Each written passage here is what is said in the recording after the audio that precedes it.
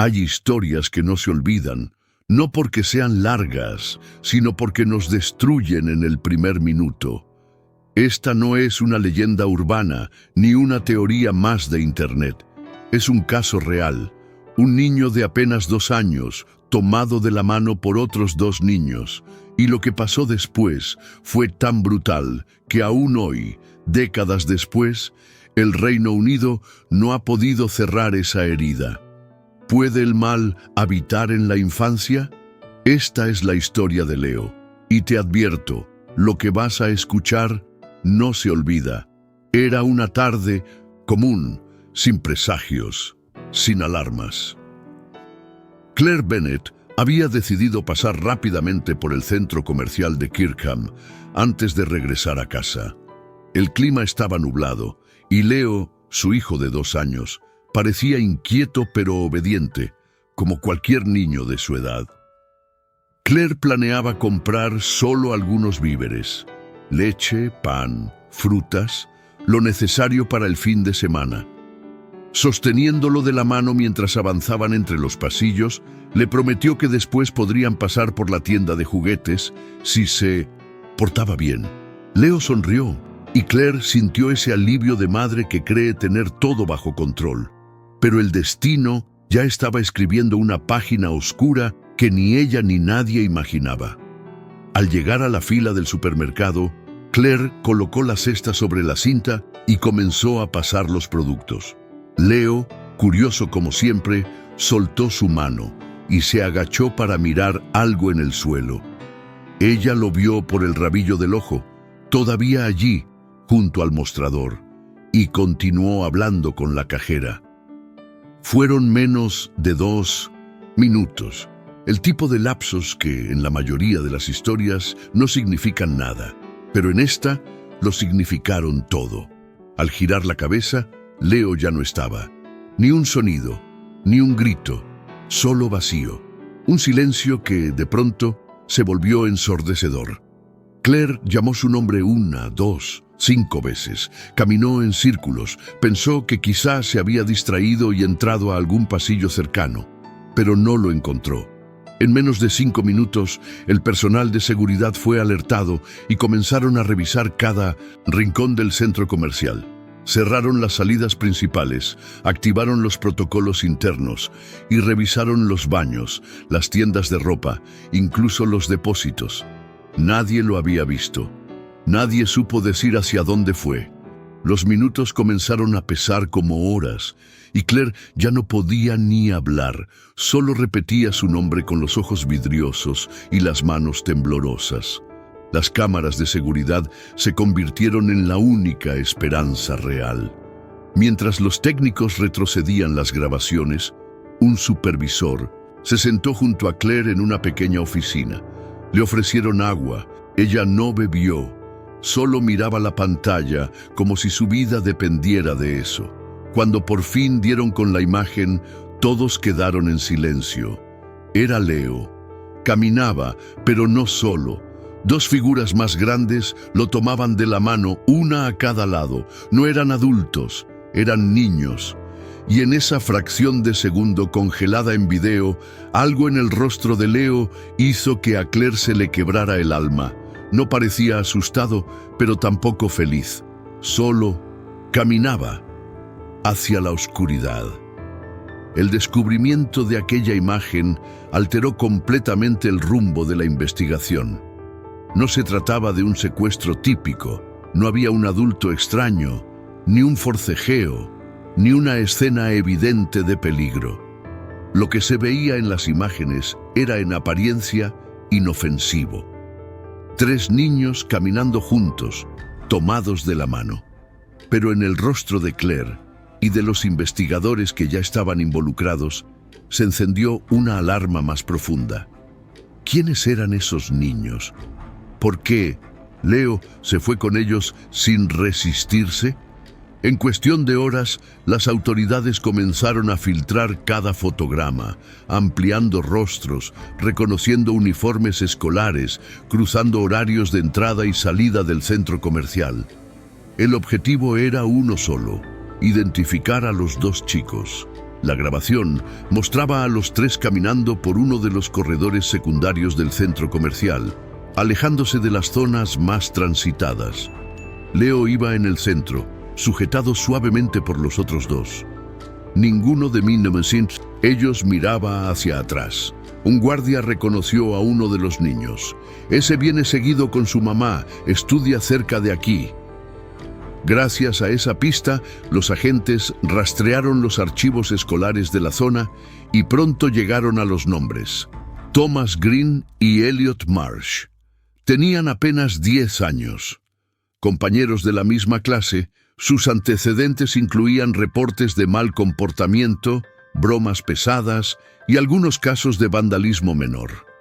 Nada que los hiciera parecer peligrosos, nada que anticipara lo que estaban a punto de descubrir. Los agentes fueron a buscarlos directamente en sus casas. Tomás fue encontrado viendo televisión. Elliot estaba jugando en el patio trasero. Ambos parecieron sorprendidos, pero no asustados.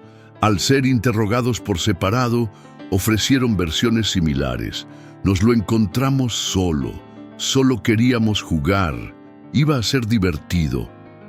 Lo decían con una mezcla de ingenuidad y frialdad que dejó helados a los oficiales presentes. Ninguno mostraba verdadero remordimiento. Ninguno parecía entender la gravedad de la situación. Cuando se les preguntó a dónde lo habían llevado, respondieron con evasivas. Caminamos por ahí. Él venía con nosotros. Era como si no entendieran por qué estaban siendo tratados como sospechosos. Pero entonces uno de ellos, Elliot, dijo algo que cambió el tono de la conversación. ¿Iba a ser él o el otro? Esa frase hizo que los agentes se miraran en silencio. ¿Habían intentado llevarse a otro niño antes que Leo? Se revisaron más cámaras y, efectivamente, horas antes de la desaparición, los dos chicos fueron captados acercándose a otras dos madres con niños pequeños. En ambos casos, fueron rechazados con firmeza. Leo, al parecer, fue su tercera opción. Fue el niño que no corrió, que confió, que se dejó llevar.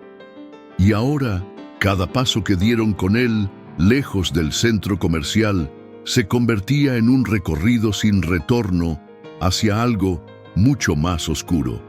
2 días después de la desaparición, mientras la ciudad entera se aferraba a una esperanza cada vez más frágil, un trabajador ferroviario alertó a la policía sobre un hallazgo perturbador. Era temprano por la mañana cuando, al inspeccionar una vieja línea de tren en desuso, vio algo que no debería estar allí. Un pequeño cuerpo tendido entre los rieles oxidados. Lo primero que notó fue el color de la chaqueta, una prenda infantil, demasiado limpia para estar en un lugar así. Al acercarse, comprendió lo que nadie quería oír. Era Leo. No respiraba. Estaba solo, inmóvil, y el silencio a su alrededor era tan profundo que parecía contener gritos apagados por el tiempo. El trabajador, con las manos temblando, solo logró murmurar: «Dios mío, es un niño». La escena fue sellada de inmediato. Forenses, policías, fotógrafos, todos se movieron con la cautela de quien pisa un santuario de horror. Las condiciones del cuerpo indicaban que Leo había sido brutalmente agredido antes de ser colocado sobre las vías. Tenía heridas en la cabeza, moretones en varias partes del cuerpo y rastros de objetos contundentes. Pero lo más inquietante era que no había señales de lucha, como si no hubiese podido defenderse en ningún momento. Cerca del lugar se encontraron piedras manchadas, restos de una barra de metal oxidada y más al fondo huellas pequeñas, demasiado pequeñas para ser de adultos. La conclusión se dibujaba sola, como una pesadilla a la que nadie quería dar forma. La policía reconstruyó el trayecto. Los chicos habían sacado a Leo del centro comercial, lo condujeron a pie por varios kilómetros, cruzaron zonas urbanas, campos y finalmente llegaron a esa vía abandonada. Lo mantuvieron con ellos por horas. Algunos testigos aseguraron haber visto al trío caminando, pero nadie sospechó nada anormal. «Pensé que eran hermanos jugando», dijo un hombre. Otro afirmó haberlos visto empujando al pequeño, pero no intervino. En retrospectiva, esos detalles se volvieron dagas de culpa en la conciencia colectiva. La idea de que tantas personas vieron y no hicieron nada se convirtió en una sombra difícil de ignorar. Los peritos determinaron que, tras la agresión, los niños colocaron a Leo sobre las vías intentando simular un accidente. Fue un intento torpe, pero macabro, de borrar sus rastros. Dejaron atrás al niño como si todo aquello hubiese sido parte de un juego que había llegado a su fin. Pero no era un juego. Lo que hicieron exigía una palabra que hasta entonces nadie se atrevía a usar: asesinato, y no cometido por adultos, sino por dos menores de 10 años. Cuando la noticia se difundió, la ciudad entera se paralizó. Las flores y juguetes comenzaron a acumularse en el centro comercial donde Leo fue visto por última vez. Y con ellos, una pregunta que aún retumba: ¿cómo llegamos a esto? Cuando Thomas y Elliot fueron oficialmente acusados, el país entero explotó en una mezcla de incredulidad, furia y dolor. No era solo el crimen lo que estremecía, sino la edad de los responsables. 10 años, apenas una década de vida.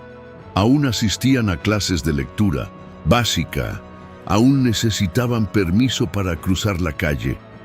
Y ahora estaban sentados ante un juez enfrentando cargos por asesinato. El caso se convirtió en el más mediático de la década. Los rostros de los acusados, pixelados por orden judicial, aparecían en todos los noticieros. Las imágenes de Leo, en contraste, llenaban las aceras con velas, dibujos y peluches dejados por extraños que nunca lo conocieron, pero sentían que lo habían perdido también. Durante el juicio, el tribunal se transformó en un campo de batalla moral y jurídico. Los fiscales presentaron videos, informes y testimonios que comprobaban la premeditación y la brutalidad del acto. Un psicólogo forense describió el comportamiento de los niños como inusual, incluso dentro de los estándares de trastornos severos de conducta. La defensa argumentó que no comprendían la gravedad de lo que hicieron, que fue una travesura que salió mal. Pero las pruebas eran claras. Intentaron llevarse a otros niños, caminaron kilómetros, usaron herramientas y nunca pidieron ayuda. Nada en eso sonaba a inocencia. Thomas lloraba en silencio. Elliot se mostraba más desafiante. Durante los interrogatorios, ambos ofrecieron versiones confusas, cambiantes, llenas de contradicciones. Finalmente, admitieron lo que todos ya sabían. Sí, fuimos nosotros, pero no hubo alivio, solo un frío que recorrió la sala. Claire, la madre de Leo, estuvo presente en cada audiencia. Nunca habló, nunca miró a los acusados, solo sostenía una foto de su hijo con ambas manos, como si temiera que el mundo la hiciera desaparecer también. La tensión en el juzgado llegó a tal punto que hubo que desalojar al público en más de una ocasión. El país no estaba viendo un juicio, estaba viendo cómo se perdía la inocencia colectiva. La sentencia llegó con un silencio absoluto. Culpables serían enviados a centros de detención juvenil hasta cumplir los 18 años. Después recibirían nuevas identidades, protección del Estado, segunda oportunidad. La decisión dividió al país. Algunos gritaron justicia, otros impunidad, pero nadie salió de ese tribunal igual. El caso de Leo ya no era un crimen, era un símbolo, una línea que se había cruzado y un país que desde entonces ya no volvió a dormir con la misma tranquilidad. Tras la sentencia comenzaron las protestas. Gente que exigía penas más duras, padres que no entendían cómo alguien que había quitado una vida podía volver a caminar libre. Al mismo tiempo, psicólogos, activistas y organismos de derechos humanos alzaban la voz. Son niños. ¿Queremos castigarlos o entender por qué ocurrió? El Estado, firme en su decisión, garantizó que ambos recibirían tratamiento, educación y anonimato. Pero el debate estaba encendido. Y en cada mesa familiar, en cada sala de profesores, la discusión era la misma. ¿Qué es la justicia cuando la inocencia ya no existe? Claire desapareció del ojo público. Se mudó, cambió su número, nunca volvió a conceder entrevistas. Su dolor, profundo e inquebrantable, se convirtió en silencio. Ese mismo silencio que todos sentían cuando veían el rostro de Leo en las noticias. El país lo adoptó como propio.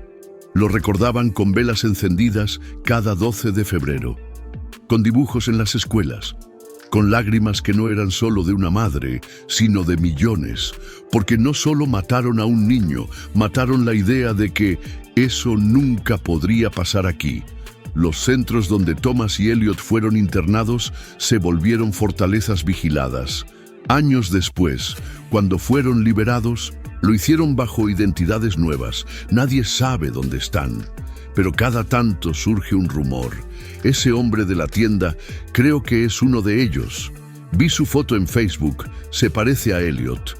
El país vive con la sospecha, y eso es parte del castigo que la sociedad les impuso. El miedo de no saber. La incertidumbre de si el monstruo ahora usa corbata, viaja en metro o vive al lado. Pero también hay quienes los defienden, que creen que el sistema hizo lo correcto, que rehabilitar es mejor que encarcelar, que 2 niños de 10 años no pueden cargar con odio eterno. El debate sigue, la herida también, y la justicia, esa nunca se puso de acuerdo. Hoy, el caso sigue vivo, no solo en documentales, libros o clases de derecho. Está en las pesadillas de los padres, en los pasillos escolares, en las miradas desconfiadas a cada niño solitario. Thomas y Elliot, adultos ahora, son fantasmas sin rostro. Viven bajo nombres que no eligieron, pero llevan una marca que ni la ley, ni el tiempo, ni la distancia han podido borrar. Son libres, pero no son inocentes. Y aunque sus nombres no se puedan decir, todos los recuerdan. Cada año, en el aniversario de la desaparición de Leo, reaparecen los debates. ¿Dónde están? ¿Cambiarían si los viéramos hoy? Algunos piden venganza, otros olvido. Pero nadie puede escapar al eco de esa historia, porque el rostro de Leo, pequeño, con sus ojos grandes e inocentes, sigue allí. En el colectivo de un país que aún no sabe cómo explicar que el horror puede tener 10 años y una mochila escolar. Claire vive en silencio. Se dice que viaja al cementerio en fechas específicas, que habla con su hijo en sueños, que nunca volvió a sonreír, y nadie la culpa. ¿Cómo se vuelve a la vida después de eso? El país quizás nunca volvió del todo. El caso marcó un antes y un después, y dejó una pregunta que aún no tiene respuesta. ¿Puede el mal nacer en la infancia? Leo se ha convertido en símbolo, pero no de justicia, sino de advertencia. Una advertencia dolorosa, cruel y demasiado real. El caso de Leo no es solo una tragedia, es una advertencia, porque no siempre el peligro tiene rostro adulto. A veces usa uniforme escolar y sonríe con dientes de leche. Si esta historia te impactó, comparte tu opinión en los comentarios. ¿Qué harías tú si supieras que uno de ellos vive en tu ciudad? Suscríbete para más historias reales que revelan lo que muchos prefieren no ver.